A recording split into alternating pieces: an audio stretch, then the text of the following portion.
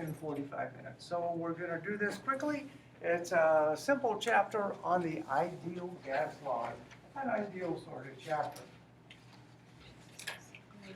Let's start off with what we already know. We already know all about the states of matter. We know that there are three basic states we talk about: solid, liquid, and gas. This is an iceberg, that's solid water, liquid water is water, and of course water vapor is everywhere. Properties of solids, liquids, and gases. We know this. Solids have defined shape and volume. Liquids have defined volume, but they take on whatever shape. Gases, that's the subject for today. They have no defined volume, and they take on the shape of their container. Now, the reason for all of this, we've said before, is the kinetic molecular theory. Every particle has an inherent attraction for every other particle. And because of that, they tend to stick together. It's unique for every substance. When you have an energy or a substance at a low energy state, that's a solid. Basically, that means that the particles in that solid don't have enough energy to overcome the inherent attractive forces. So they just sit there in one spot and they shake. Very frustrated, they just do that. If you take the substance and you put in a bit more energy, what you wind up with is a liquid. In a liquid, you don't have enough energy to overcome the forces between them. But there's enough energy so that they can slip and slide relative to each other. That's why this can move and take on the shape of its container. The subject today is gas. In a gas, we put in enough energy that we've totally overcome the attractive forces between all the molecules. So these guys are just bouncing around like mad. They run into each other, and they run into the size of the container. Things that we know about gases. Depending on how much energy you put in, it's a solid, liquid, or gas. So things we know about gases has an indefinite shape. That's because the particles take off and they just keep going until they hit something. That's either the wall of the container or they hit each other. So it can just keep going as long as they don't hit the wall. They can expand or compress. That's because there's lots and lots and lots of space in between the particles. So you can squeeze them down or you can open it up. And they have all that room to do the thing in. All of this happens very, very, very quickly. So it's uniform. Any sample of gas that you take from anywhere in the container will have exactly the same composition. And that's because these things all bounce around so very, very quickly. When they hit the container, these individual little particles exert a pressure. Now this is a really neat little video here. This is actually a calculation. Each of these gas particles is bouncing around. It either hits each other or they hit the wall. Now the top of this is floating. So the thing that holds us up is the energy transferred from these little gas particles as they hit the top. This is gas pressure. The individual gas particles hit the walls and they exert a pressure. Now gas pressure is measured many ways. Using a barometer usually. This is a standard weather barometer. It's either going to storm or whatever, depending upon the barometric pressure. The lower the pressure, the better the chance you're going to get a honking storm. This is a recording barometer. This guy is a manometer. That's what we use in lab. It has mercury in here. You pull a vacuum on it, put this into your vacuum line, and you can measure the pressure differential right there. This is my favorite. I grew up in Florida back in the days before there were satellites, believe it or not.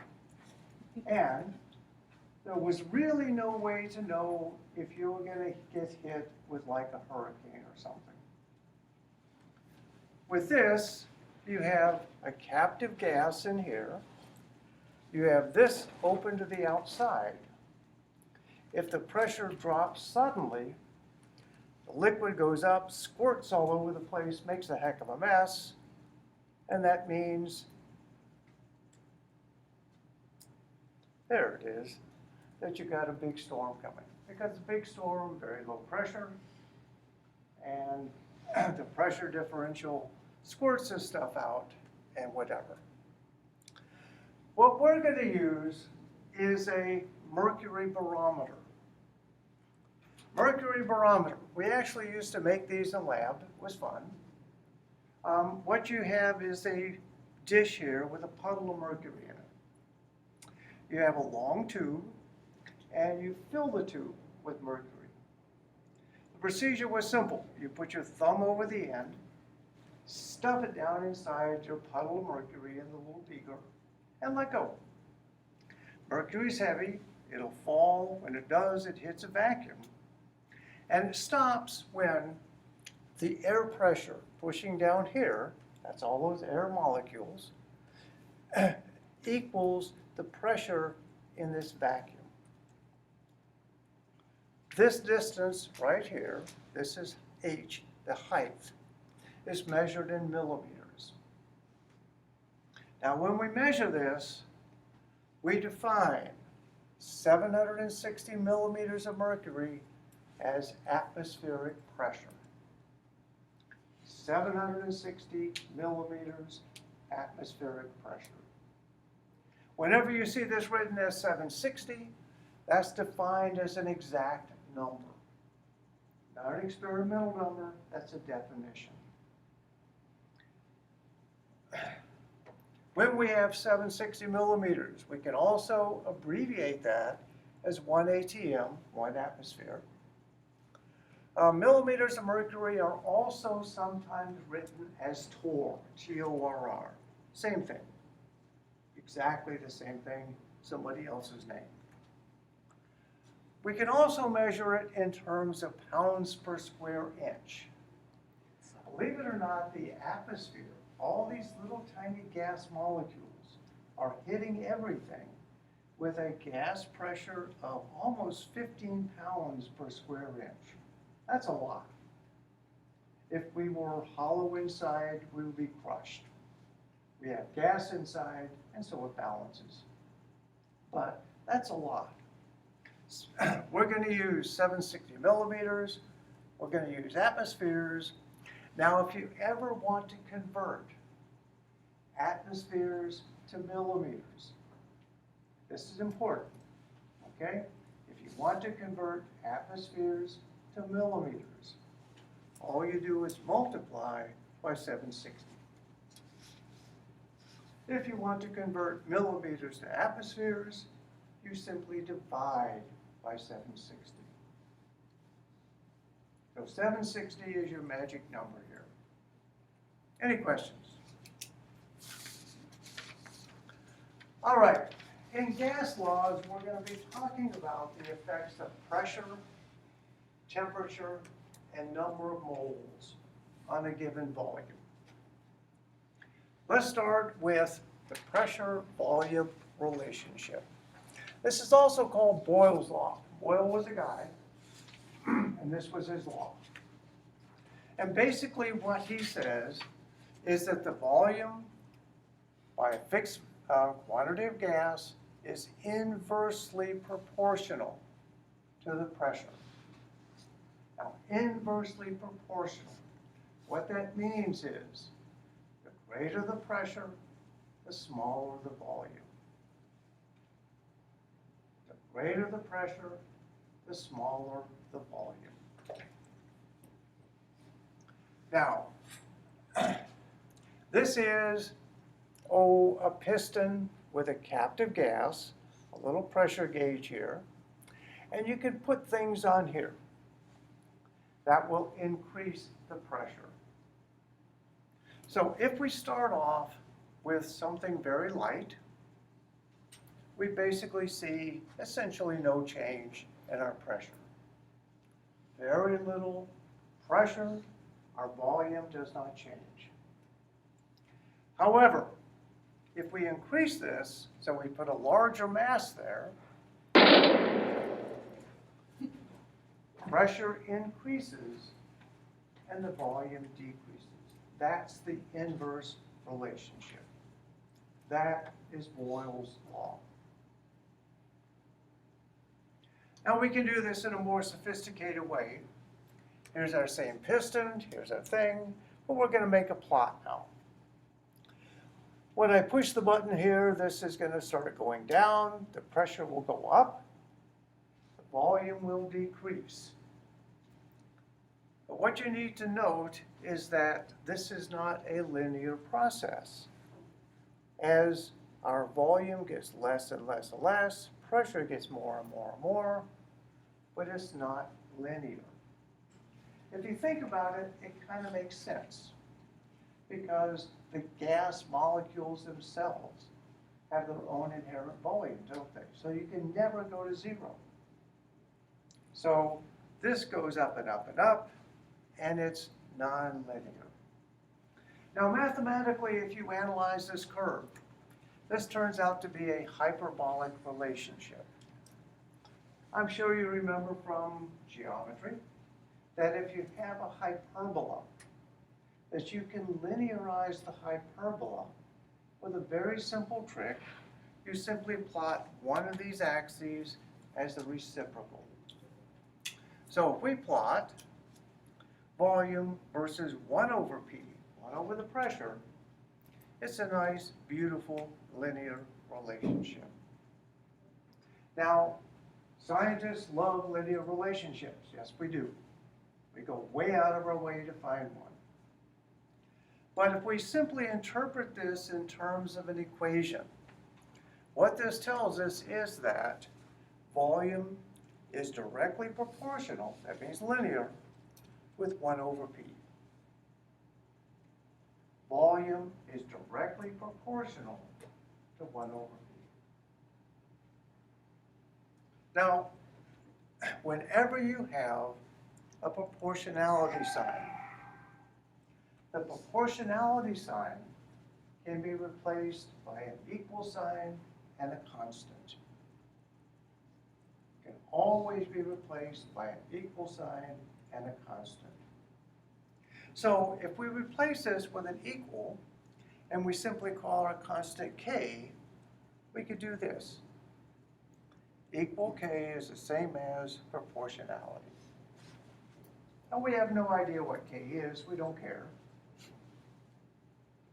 But if we take this equation, we can solve it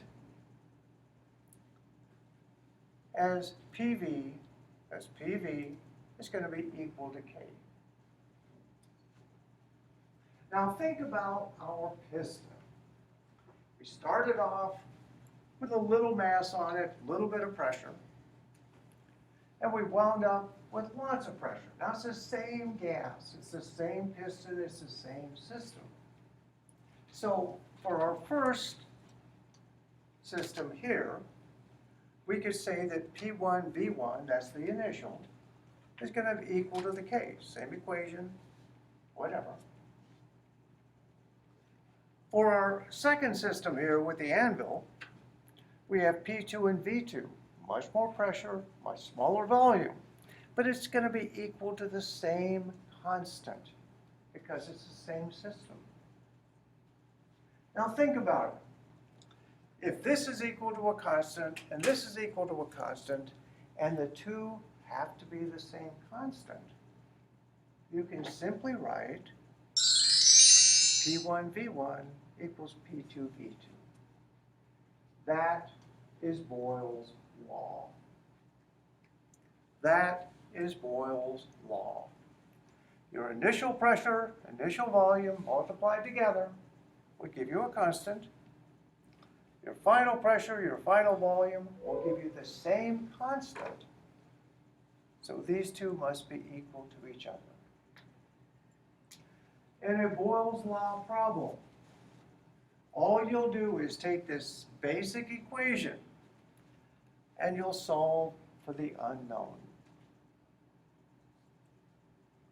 Any questions? Well, let's do one. Here we have 12.5 liters of gas. We have 0.82 atmospheres. We're going to increase our pressure to 1.32 atmospheres. And we're trying to figure out our final volume. Now, right away, we know what's going to happen, don't we? We know. Because we're increasing the pressure, so the volume is going to decrease. Increase the pressure, the volume decreases. So, here's our Boyle's Law equation, P1, V1, P2, V2, and we're going to solve here for V2.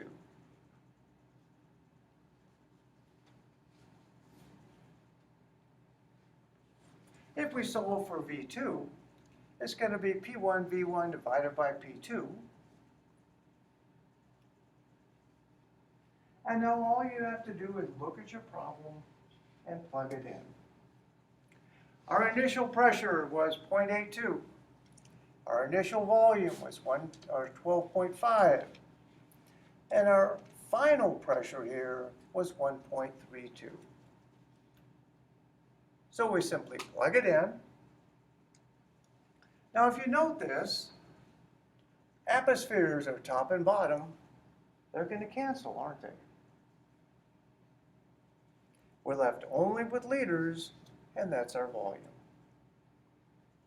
So mathematically, what you do is you take your favorite calculator and you do 0.82 times 12.5 divided by 1.32, and you should get 7.8 liters. A simple, standard Boyle's Law problem.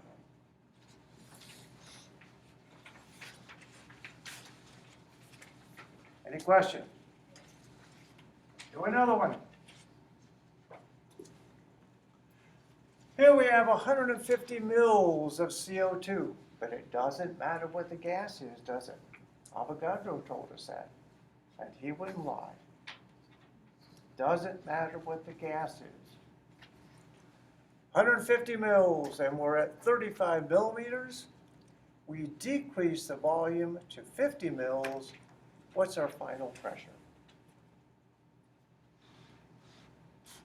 All right, think about it. Think about it logically. What are you looking for here? We are decreasing our volume. If the volume gets smaller, the pressure goes up. So qualitatively, we know what's going to happen here. Once again, we're going to use the Boyle's equation, P1, V1, P2, V2. And we're going to solve for our final pressure.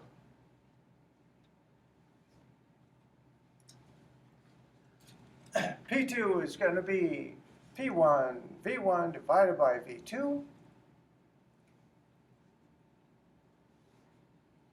We simply plug in our numbers. P1 is 35 millimeters, V1 is 150, V2 is 50. Now you'll note that milliliters, that's our volume, are going to cancel. When you do these problems, just remember your volume and pressure have to be in the same units. They have to be the same units because they're all going to cancel. So 35 times 150 divided by 50, our final pressure is 106 millimeters. Now, what if I was really mean and I asked you to give me the pressure in atmospheres? What would you do? Divide by 760. 1 atmosphere is 760. So 106 divided by 760 gives us atmospheres. 106 divided by 760 would give me the thing in atmospheres.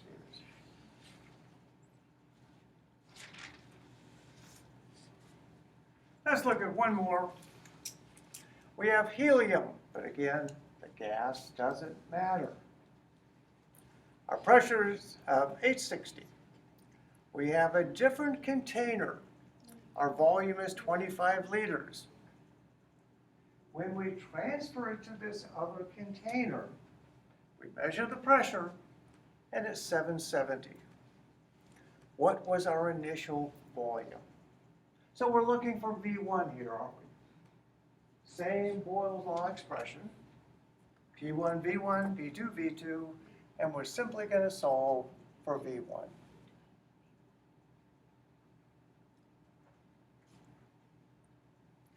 V1 is going to be P2, V2 divided by P1. So we look up top. P2 is going to be 770. V2 is going to be 25 liters. P1 is 860. Millimeters, top and bottom, they will cancel. Do our simple math. 770 times 25 divided by 860 is 22.4 liters. What's magic about 22.4? Think back to chapter 4. That's 1 mole of gas, isn't it? 1 mole of any gas occupies 22.4 liters.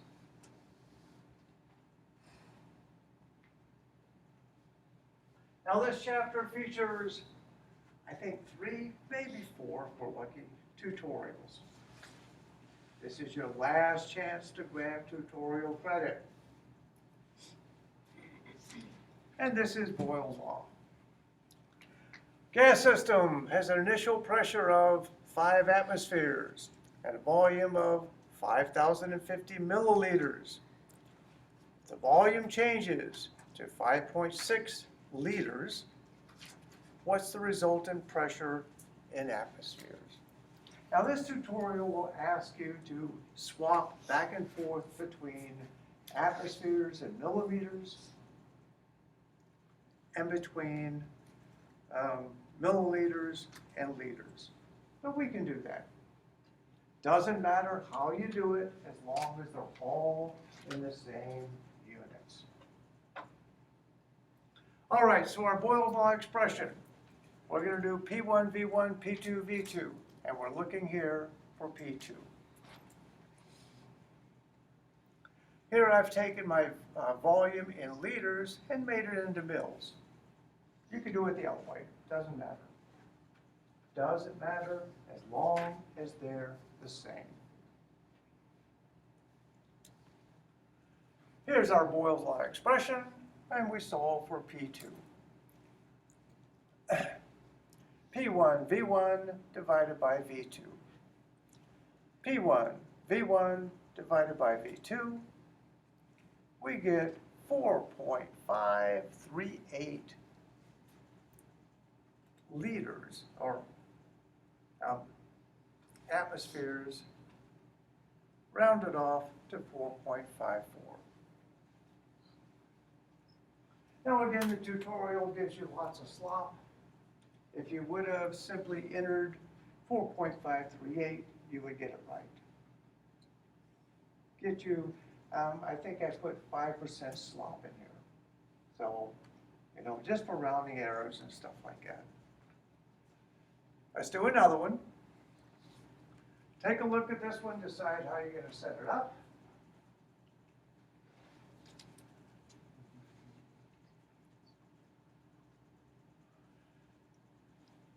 Our initial pressure is 2350 millimeters. Our volume is 8,500 mils. We're going to change our pressure to 5.6 atmospheres, and we're looking for our volume in liters. Now the volume in liters is easy because you just multiply or divide by 1,000, right? Remember, since we have millimeters and we have atmospheres, we either have to divide this by 760 or multiply this by 760, one or the other. 1 atmosphere is 760. Doesn't matter which one you do. What I did was to take the atmospheres, multiply it by 760 to get millimeters. Now our basic Boyle's law is going to be P1 V2, P2 V2, and we're solving here for V2. So P1 V1 divided by V2. We simply substitute. We have them all up here. P1 V1, P2, we get 3575. That's milliliters. We want liters for the problem, so we simply divide this by 1,000. 3.58.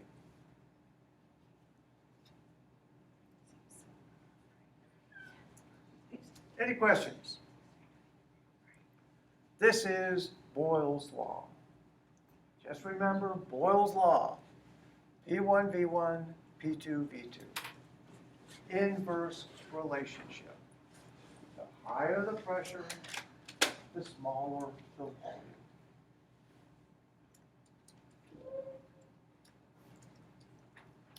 Temperature-volume relationship.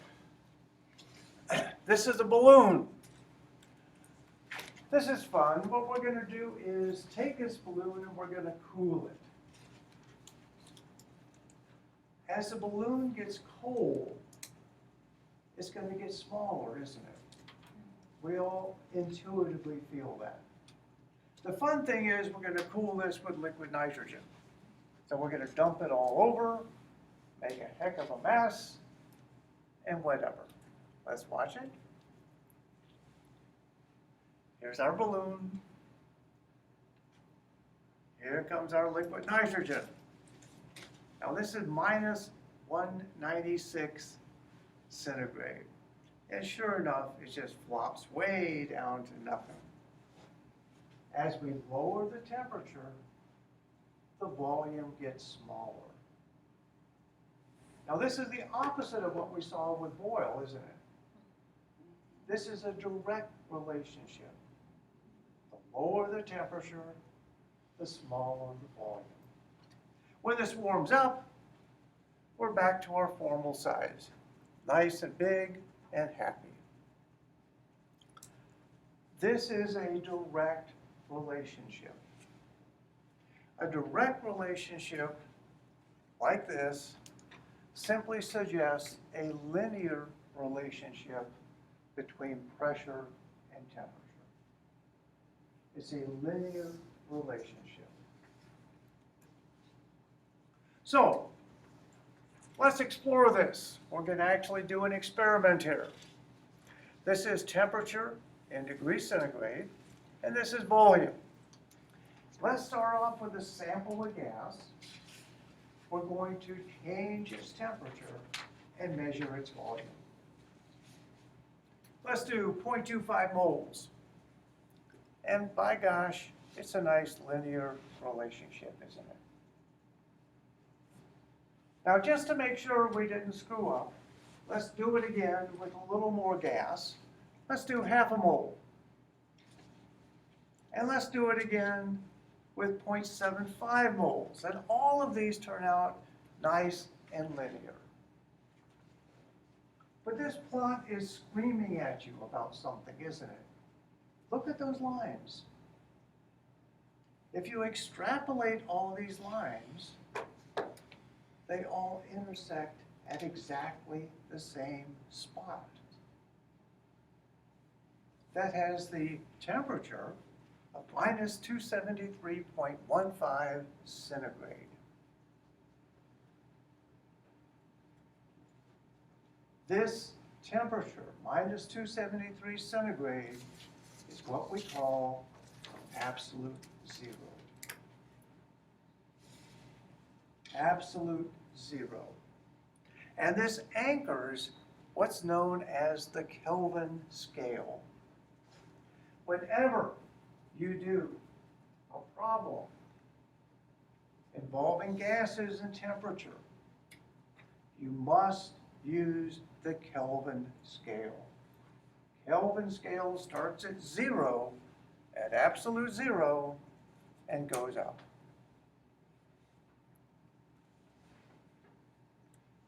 Any questions?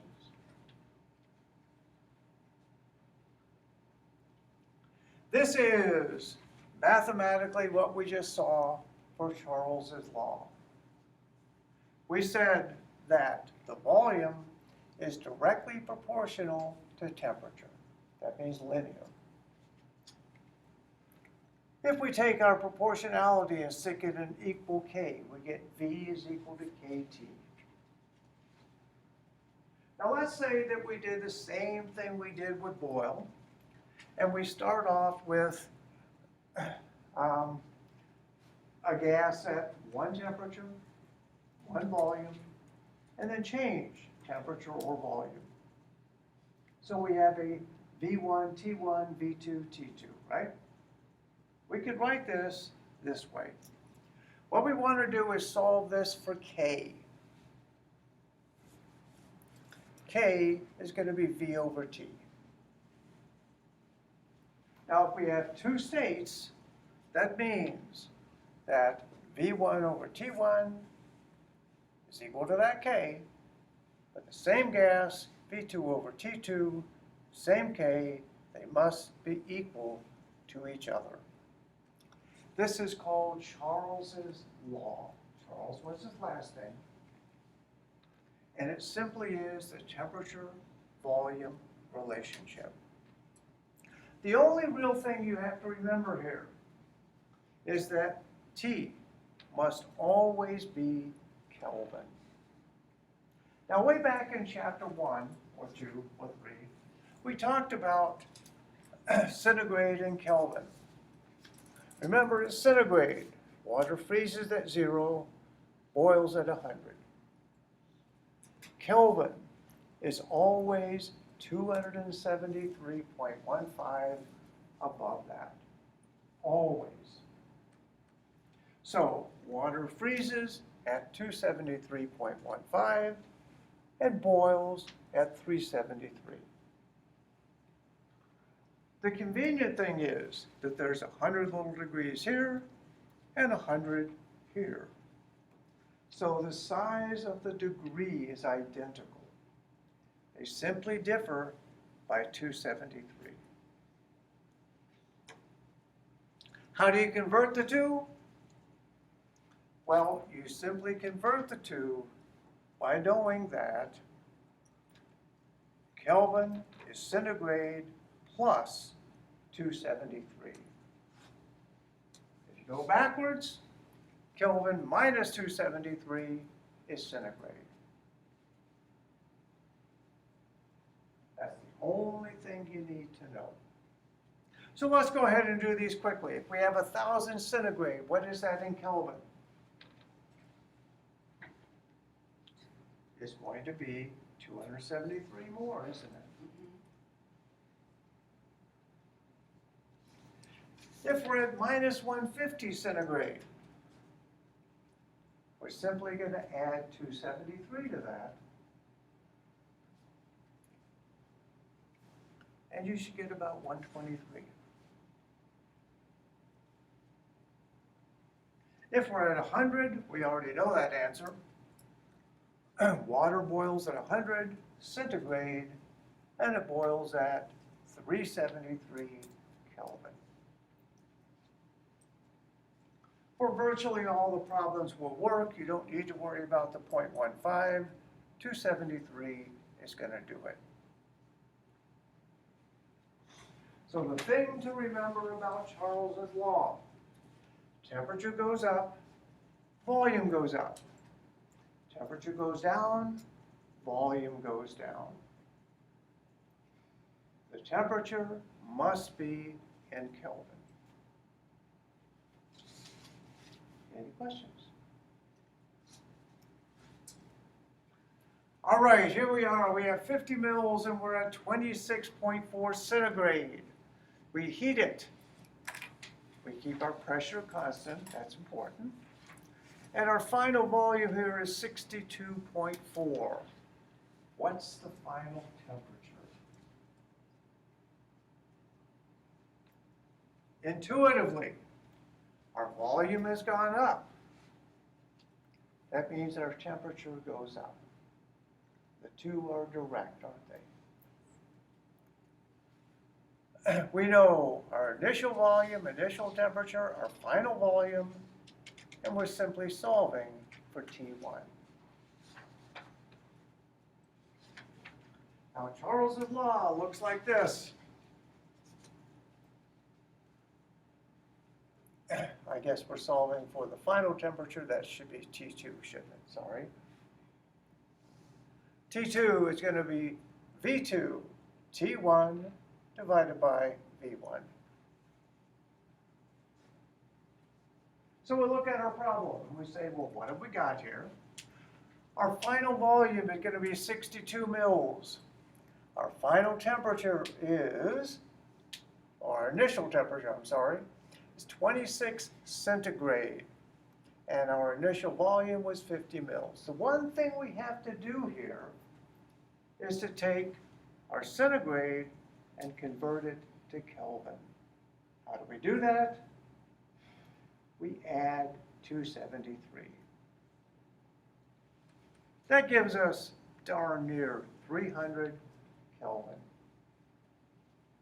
Centigrade must always be converted to Kelvin.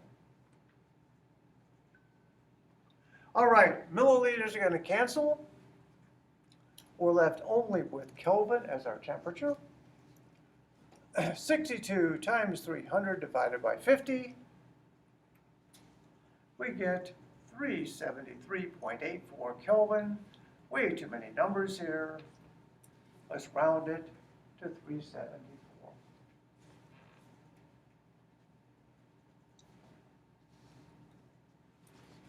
Now, if I asked you what this was in centigrade, how would you do that? How would you do that?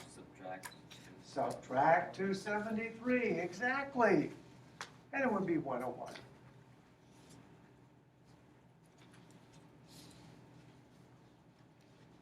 So our second tutorial is, of course, Charles's law.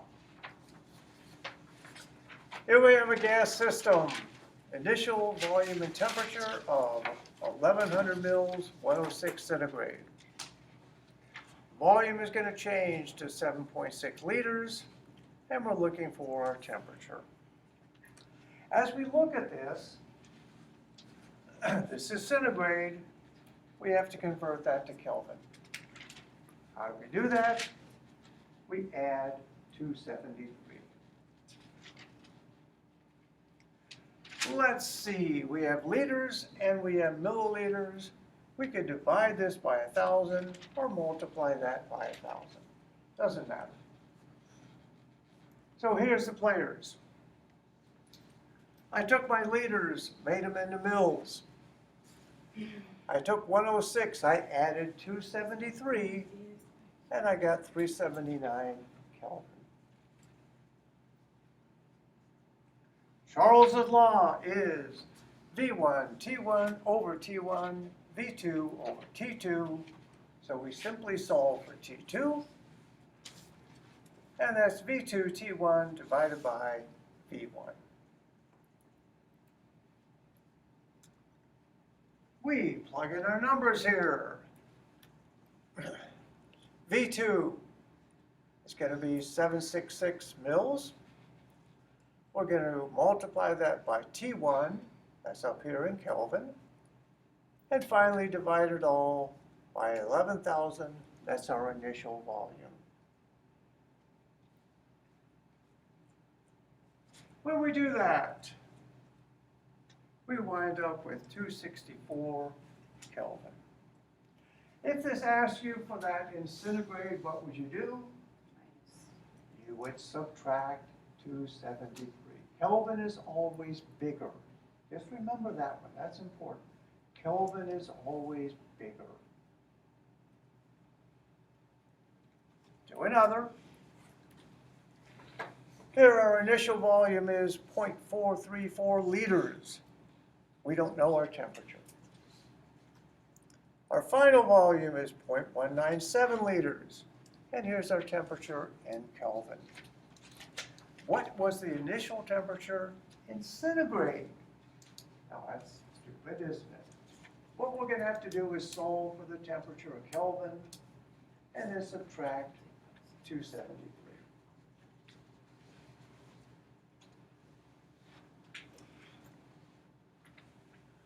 This is V1. We don't know what T1 is, V2 and T2. We're going to solve here for T1, and that's going to be V1 T2 divided by V2. So we substitute. Our initial volume here was 0.43, that's this guy. Our final temperature here, T2, was 209. And finally, our final volume was 0.197. This gives us 461 Kelvin. How do we get centigrade? We simply subtract 273.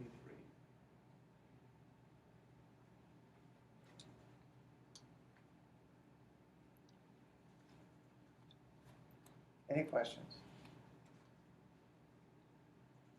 I've got one more here. Let's go ahead and just set this up while I hush for a second.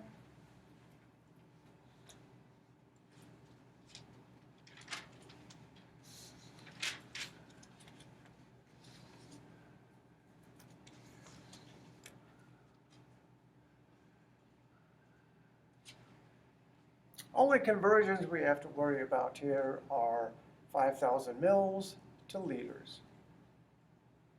Everything else is good.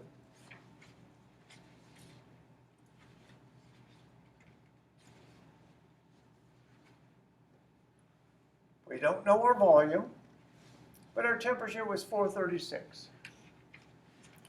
I took our milliliters and made liters by dividing by 1,000. Our final temperature was 164. Our temperature has dropped. Therefore, our volume will drop, won't it? So that's what we're looking for. If you set it up wrong and you get the volume going up, you know you did it wrong. V1 is going to be V2 T1 divided by T2. V2, 5 liters. T1, 436. And T2, our final temperature of 164.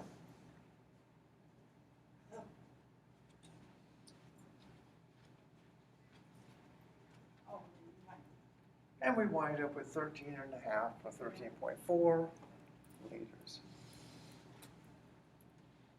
So, Boyle's law, inverse proportionality, pressure, and volume. Charles's law, direct proportionality, temperature, and volume. Let's go back to what we did here for Charles.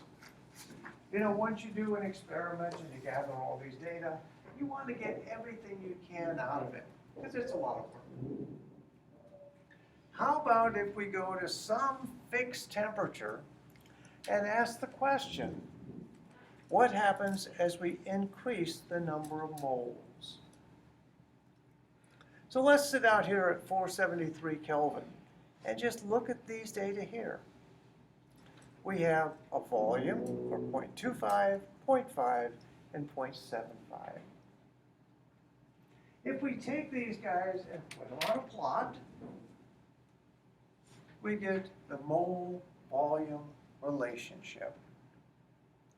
Mole volume. This is Avogadro. Avogadro, the guy that looks like a mole. And it's a linear relationship. So it's a direct relationship. Again, this makes sense. The more gas you put into a fixed container, the bigger the pressure, right? It just makes sense. This is Avogadro's law. Now, we know that Boyle said that volume was proportional to 1 over P, right? We know that Charles said that volume was proportional to T. And we know that Avogadro just told us that volume was proportional to the number of moles. Now think about it. All of these guys, 1 over P, T, and N, are proportional to V, aren't they? That's the same thing. Now remember what we did? We replaced proportionality sign with a constant. So let's do this here. All of these must be equal to V. The volume must be directly proportional to NT over P. Now if we take that proportionality and we make it an equal, we need a constant. Instead of calling it K, I want to call it R. Okay? And I'm going to give it a name. I'm going to call it the universal gas constant, R. So volume is going to be equal to R NT divided by P. Now that works, but you know what? There's a nicer way to write this out, and it looks like this. If we simply multiply by P, we could say PV equals nRT. Why is that nice? Because it kind of rhymes. This is the universal gas law. And it even rhymes. PV equals nRT.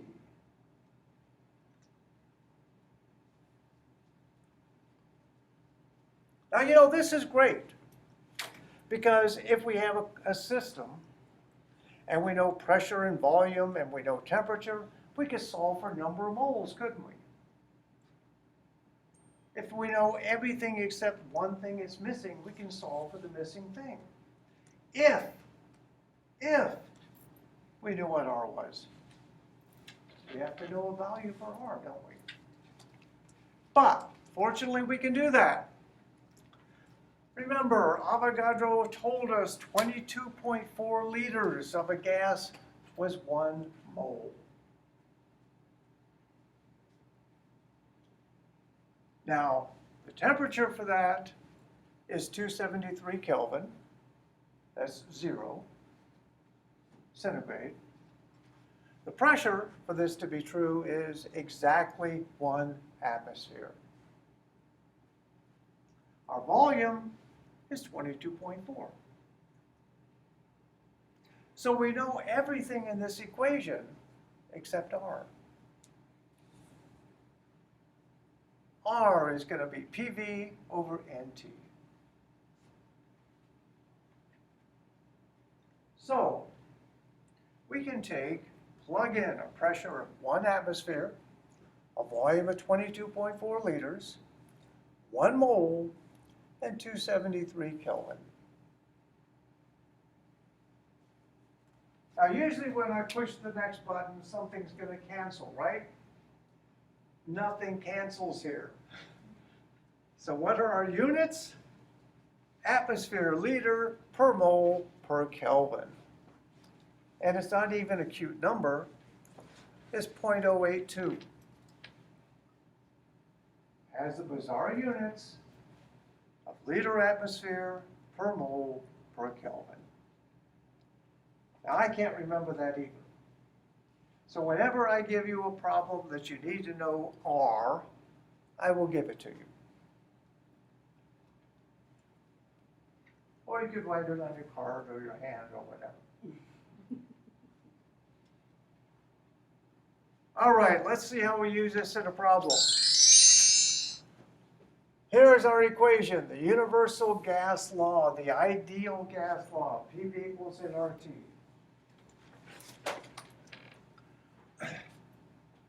What if, however, we took a sample of gas and we had it at one set of conditions and then changed the conditions? Say we change pressure or volume or temperature or number of moles or whatever.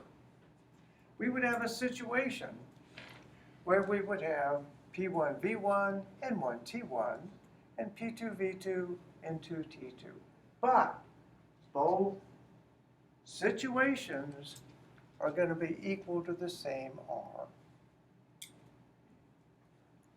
Therefore, these two must be equal to each other. So we have gas law equations now for what we'll call a single state and a two-state system. Single state, PV equals nRT. You know everything except one. Two-state, we start here, we go here, and we figure out the missing parameter. Single state, PV equals nRT. Two-state, P1V1, N1T1.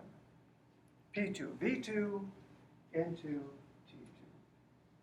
Now usually N doesn't change, so we can drop N out. If it's the same on both sides, you can drop it out. But if we change our system, we can go through and figure out what happens to everything else. Here we have a single gas sample, and we're just trying to figure out the unknown. So let's look at examples of both. 0.05 liters. Our pressure is 745 millimeters. And again, we're at 26.4 centigrade. Right away, we know we need to change centigrade to Kelvin. We do that by adding 273. We raise our temperature to 404 Kelvin. Our final pressure is 1.06 atmospheres. Now, we have atmospheres here, and we have millimeters here. So we have to have them the same, don't we? You could take 1.06, multiply it by 760, or you could take 745, divide by 760. So they're both in the same units. And we're looking for our final volume. The number of moles doesn't change, so we'll just forget that. And here's our two-state gas law. Start off here and wind up there. On this side of the equation, P1V1, well, I took 745 divided by 760 to get atmospheres, right? V1, 0.05 liters, that's good. I took our initial temperature in centigrade, added 273 to get about 300 K.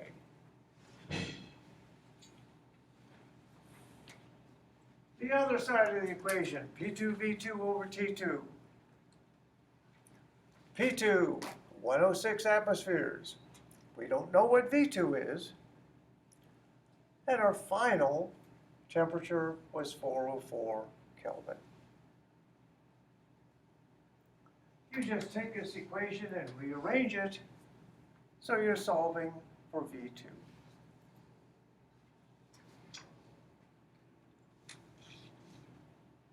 Now, let's look. We have atmospheres on the top and the bottom. We have Kelvin on the top and the bottom. Only thing that's left is going to be liters. It's a nice simple way to do it. That way you know you set it up right. Only thing left is liters. The math is simple. 0.98 times 0.05 divided by 300 multiplied by 404 divided by 1.06. And you get about 0.062 liters. as our final volume.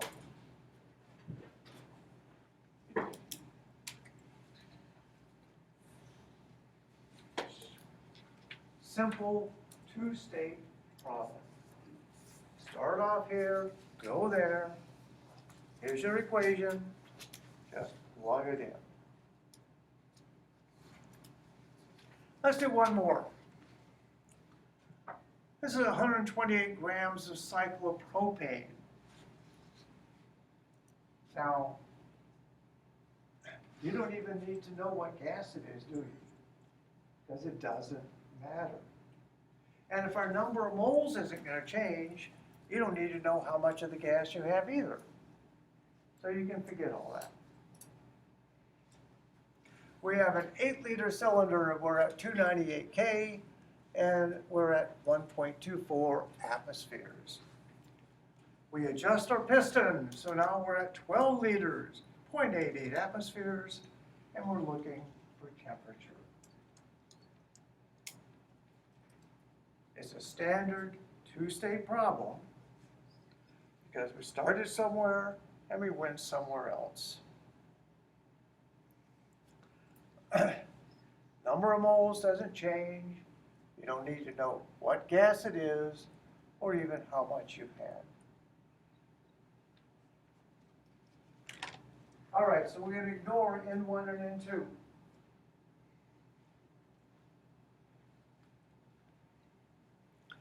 P1, V1 over T1. Well, our pressure here was 1.24. Our volume was 8 liters. And our temperature was 298 K. So that's our initial setup. Our final setup, we're looking for T2 here. We're at 0.88 atmospheres, 12 liters, and we don't know what T2 is. So we need to cross multiply a little bit, but we can all do that by now.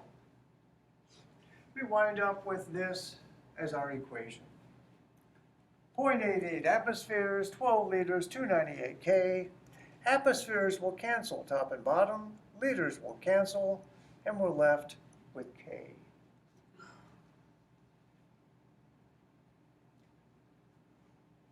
Do our math. Again, the math is simple once you get to love your calculator. 0.88 times 12 divided by, or times 298, divided by 1.24, divided by 8. And you should get 320 K.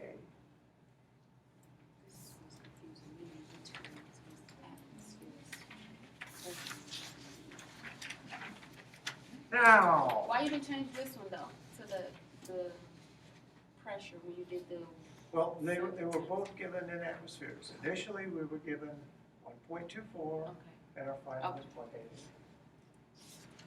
But on the tutorials, there's no telling what's going to happen, right? They're going to flop back and forth just to keep you awake. What's that? The number of moles is never going to change in these, so we're just doing P and PV and T. Our initial pressure is 0.4 atmospheres. Our volume is 6.35, but we don't know our initial temperature. Our final state, we have 1,000 millimeters, 2 liters, and 357 Kelvin. Only thing we have to do here is to go from millimeters to atmospheres. Oh, Lord. How do we do that? Divide. We could take, let's see, where are we? We could take 1,000 millimeters divided by 760, and that'll give us atmospheres. We could take 0.4 atmospheres, multiply by 760, and get millimeters. Let's see what I decided to do. I took my millimeters and converted it to atmospheres. So 1030 divided by 760 gives me atmospheres. All right, now our equation. P1 V1 over T1, P2 V2 over T2, and we're solving for T1. Lord. These numbers. Oh, there are lots of numbers, but it's simple. You just have to keep track of it. So, P1 was 0.45 atmospheres. V1 was 6 liters. T2 was 357 Kelvin. P2 was 1.35 atmospheres. And finally, V2 was 2 liters. Oh, don't you touch that. And we wind up at 337 Don't, Kelvin. please. Don't touch it yet. Yes.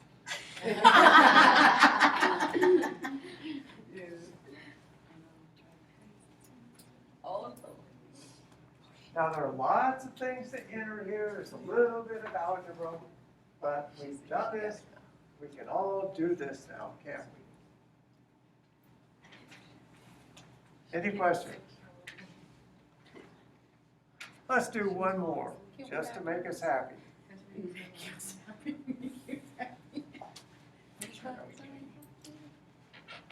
All right, here we have 9150 milliliters.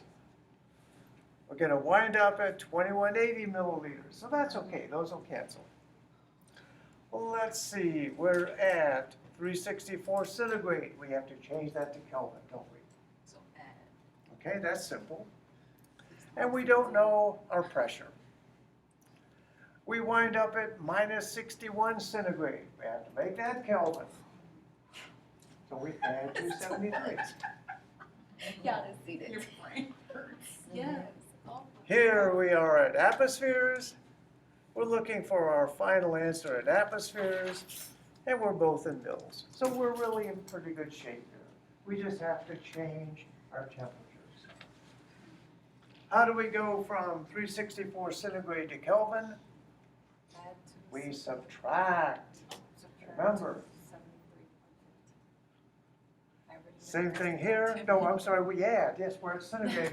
Yeah, that's what I said. Add again. I was like, now I'm like, You scaring me, cause look, you add two. Always, Kelvin is always bigger. So we're gonna add 273 to both of these. I thought I was going So here's what we have. Okay. For T1, we add 273, we're at 637. For T2, we start at minus 61, we're now at 212 Kelvin.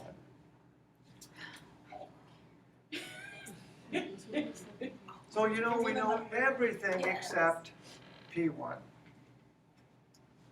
Now our equation is simple. P1 V1 divided by T1, P2 V2 divided by T2. So P1 is going to be P2 V2, T1, T2, and V1. see, I like up until this point. Lots of letters, a little bit of alphabet soup. We can do this. Alphabet soup, though. Not this alphabet. All we do is substitute. Our P2 was 1.18. Our V2 was 2180 mils. Our temperature here was 637. And we're going to divide it by 212. Where's 212? Oh, that's our temperature here. And divide it by 2180. That is P1. That's P1? All This that's- is P1. All those numbers Just to get one frick. just to get 0.844.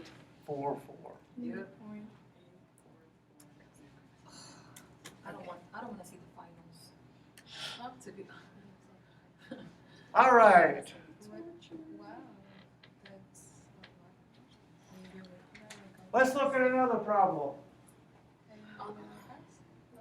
Here I'm going to take iron 3 oxide.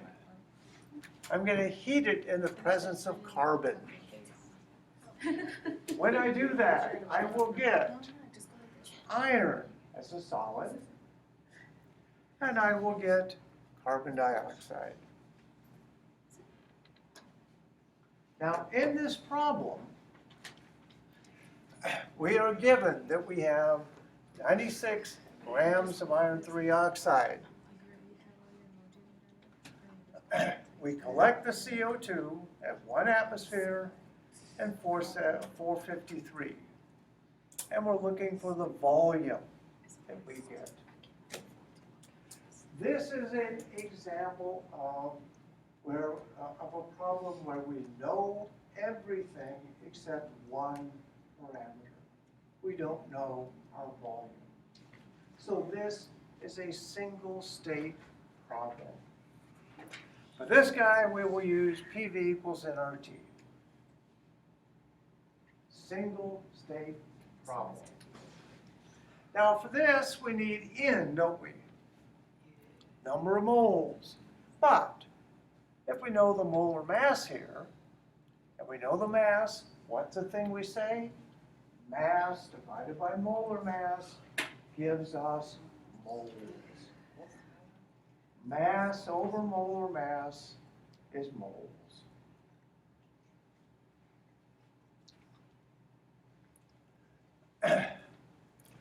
We have stoichiometry. 2 moles gives 3 moles of CO2. So we're going to have to fiddle with that too. This gets a little more complicated, doesn't it? It's a 3-to-2 relationship. But we can do it. How many moles of iron 3 oxide do we have? Mass over molar mass gives us moles.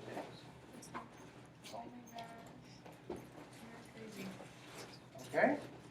Now 1 mole of iron 3 oxide, actually 2 moles, gives us 3 CO2s. So it's 3 to 2, isn't it? 3 to 2, not 2 to 3. It's 3 to 2. So 0.65 times 3 divided by 2, we have 0.9 moles of CO2. We just spoke a little bit and Yeah, it did. Look away. I know, you just blinked. All right, we'll go back. Okay. Here we had mass over molar Okay. mass gives moles. Now what do we know about the relationship between iron 3 oxide and CO2? 2 gives 3. Okay? So we're going to take our 0.6, going to multiply it by 3, divide by 2, and we have 0.9 moles of CO2 as our theoretical yield. All right, now we can do this. So this is N. We know P, we know V, and we know T, and we know N. So let's go back to our basic gas law equation. And all we're doing is solving here for V. When we do that, V is int RT over P. Now for a problem like this, once again, I will give you the value of R. Don't worry about it. So N, we just solved for is 0.9. R, I'll give you T is 453, and pressure is 1.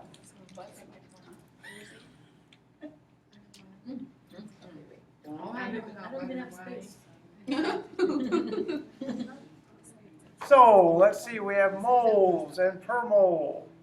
We have liter, that's what we want. Atmospheres cancel, we have K and per K. We're left only with liters. Okay, please don't touch it. Jeez. Oh my God, it is. Atmosphere, bowl, Kelvin.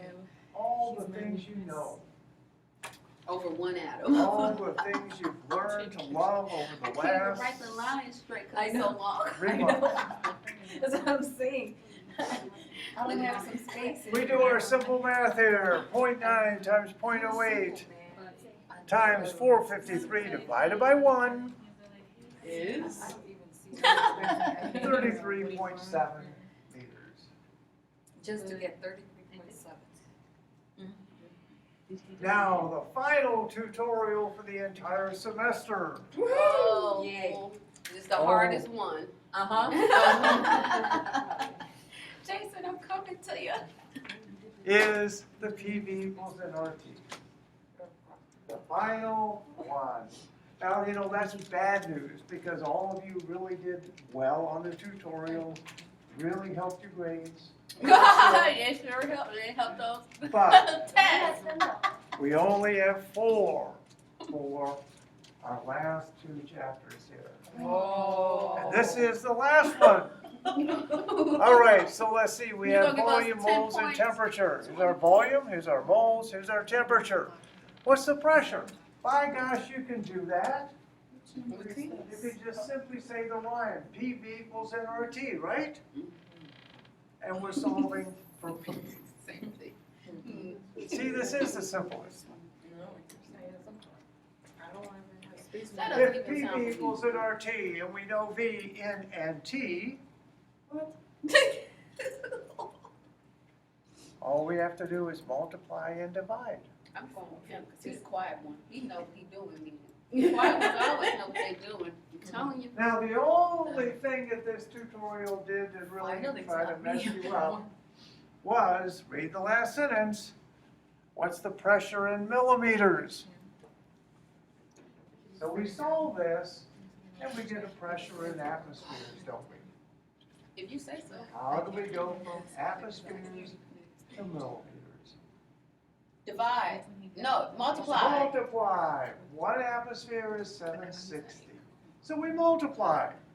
1.86 times 760 is 1408.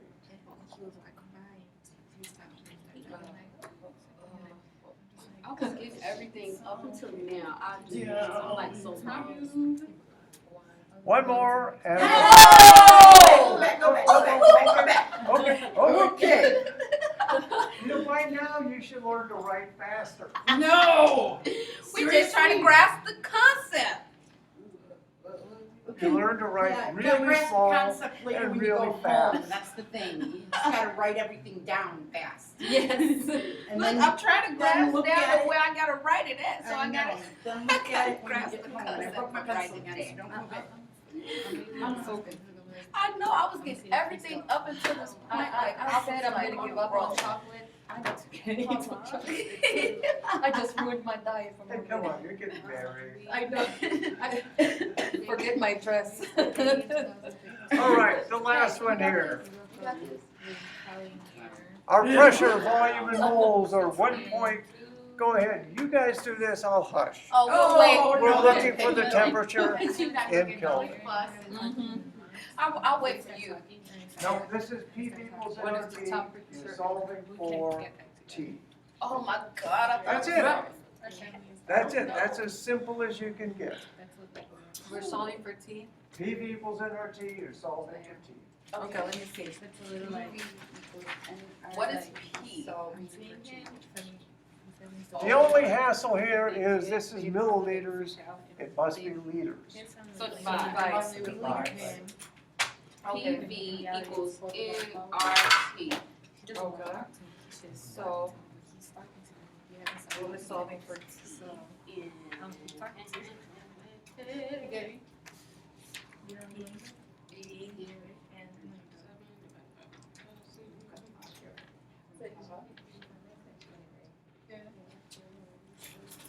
The volume is. Where was this? All right, we know. Why you ain't even let us solve it? No, we don't want to do it. 1,000, right? Yep, divide by 1,000. That gets us liters. Huh?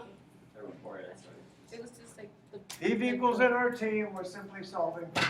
Oh man, I was on the roll. I was about to look that. So our volume is 8.3 liters. Oh my All God. we have to do is solve for T. That's PV over NR. I just Don't move Okay. it. Please don't. Don't touch it. Our pressure is 1.559. Our volume is 8.3. N doesn't matter. And R is 0.0821. Oh, I guess I did give you N, 0.76706 moles. So on your calculator, you take 1.559 multiplied by 8.3, divided by 0.08, divided by 0.7, I don't know what it equals to, but and you get We just have that. 225 Kelvin. I'm gonna do it myself. All right, this is the gas laws. We have Boyle's law, pressure volume, Charles, volume temperature, Is he recording this? Avogadro, volume number. Are you recording this? Yeah. Yeah. Oh, okay. I was just. Of course I am. Just Now, I'm the only person in Triton that does this, mind you. Oh, you are? Absolutely. You're fancy. Best professor ever. Let's look at some very simple exam problems. Okay. Yay. All right. What is Boyle's law? All of the above. Very good. She got it right. P1, V1, P2, V2. That is the classic Boyle's law. But also, Boyle told us that PV was a constant, didn't it? And if you take this guy and simply divide by V2 and V1, you get this. They're all the same equation. Now, I'll tell you the story about this problem. Whenever you write an exam, every now and then you want to put in a question as a gift that you know everybody's going to get, right? So it's a gift. So I wrote this question, put it out, and literally in a class of 420 people, everybody got it wrong. Everybody got it wrong. So I will on get it every wrong, I exam promise. I've ever done since, I put this question on, or some variety of it. So pay attention, this was supposed to be easy. All right, Charles's law requires this. This is the same thing, except it's Charles. Branch. What did Charles tell us? Charles was what? V over T equals V over T. Right? Not them. This is what Charles is. Are any of these the same? No, they're not.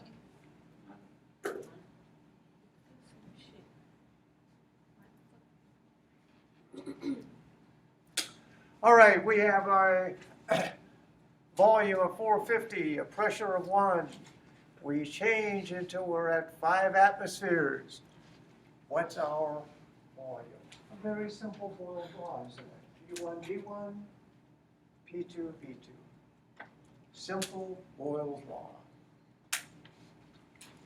We're looking for V2. So that's going to be P1, V1 over P2. Our P2 was 450. Let's see, we're looking for V2. Let's see, so that's P1, V1, that's P2, P1. Simply do our division, and we get 90 milliliters. Very simple Boyle's law problem, much simpler than the tutorials. Right? Right. When you compare centigrade and Kelvin, what's true? Just remember, what do we remember about Kelvin? Kelvin is bigger. It's always bigger, isn't it? Yeah. If Kelvin is always bigger, They can never be the same. If Kelvin's always bigger, they can never be the same.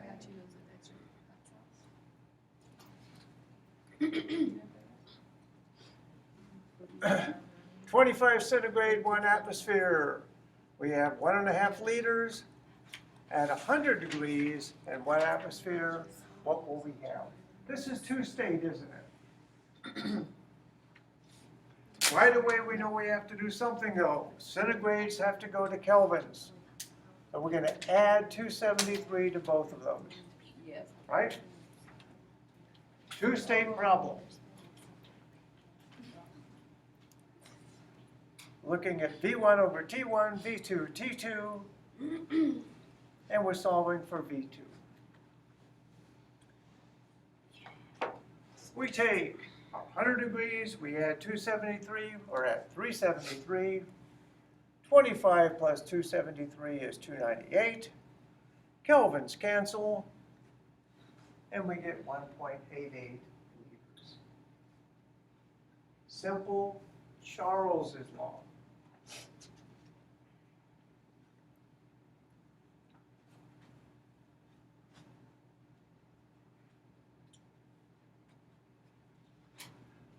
All right, this one is a little more complicated, maybe. We have 18.6 liters of argon. We're at 20 degrees centigrade and we know a pressure. What we're going to do here is solve for the number of moles, aren't we? It's a single state, we're just solving for moles. So we're going to use PV equals nRT. And we're going to solve for N. Our pressure is 2.3 atmospheres. Our volume, 18.6 liters. We know what R is. Our temperature, we have to add 273 to this. So the number of moles is going to be that. Our pressure, our volume, our temperature, and this is R. Simply run the numbers, and you get 1.81 moles. However, the problem is staged in terms of mass, isn't it? So the question you have to ask is how much does 1.8 moles of argon weigh? What does 1 mole weigh? You look at your friendly periodic table over here, don't you? You find argon and you get its molar mass. The molar mass is 39.95 grams per mole. You have 1.8 moles. Therefore, you're at 72.6 grams of stuff.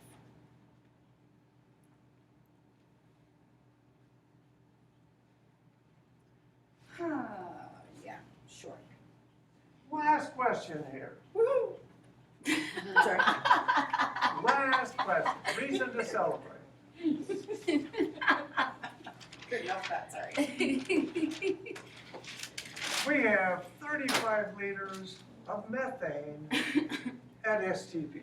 STP is standard temperature and pressure. So that's 0 degrees, pressure 1 atmosphere. It's okay. So this is where Avogadro works. Okay? Okay. 0, 1 atmosphere. We have 35 liters of it. Now, we could take this and we could plug in to PV equals nRT, and we could do that, right? We could do that. But, think like Avogadro. If we had 1 mole of gas, how much would it occupy? 22.4, right? That's 1. So, we have 35. How many moles is that? 35 divided by 22.4. If 1 is 22.4, 35 divided by that gives us the number of moles. Avogadro might look sleazy, he might have been sleazy, but it's a darn nice concept.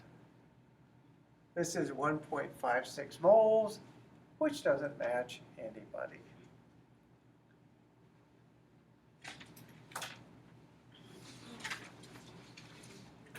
All right, what have we learned about gases? They're in constant motion, they're random. Pressure arises from collision. There are no attractive or repulsive forces. That's why they're called ideal gas laws. In fact, there really are forces, but we ignore those. And finally, the volume of the molecules is negligible. Let's look at 3 little quick lessons here where you're listening to a female that you could believe and not me. If the number of gas molecules in a container is doubled, with no change in the temperature or volume, the number of collisions between gas molecules and the container walls doubles, which translates into a doubling of pressure. The more gas you have, the bigger the pressure.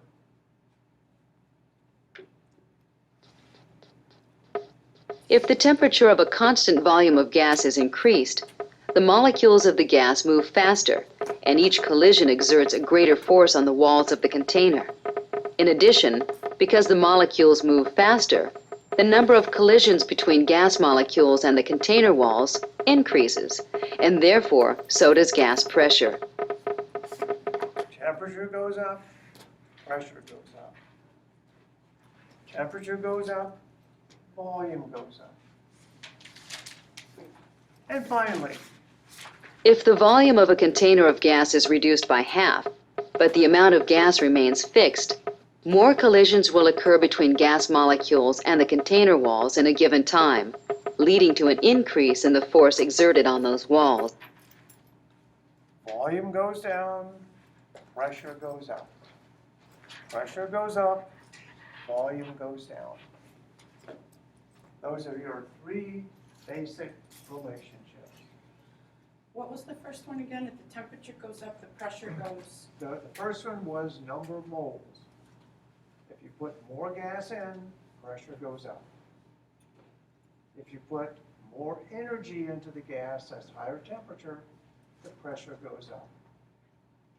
If you reduce the volume, the pressure goes up. Okay, so in other words, the temp goes up, the pressure goes up, the volume goes down. And the pressure goes down, the volume goes up. Now, we have 4 tutorials. These are the last 4. On Wednesday, we're going to do organic chemistry. No. Oh, it's so much fun. No. It's the Intro to Organic and Bio. It's a very simple chapter, chapter 12. I will email you the thing, but it has no tutorials. Okay, that's where I was. So these are the only 4 we have. This exam, next exam is simply on chapter 9 and 12. We have Are to we do going- organic. I'm sorry, go ahead. Yes, of course, I love organic. That's what I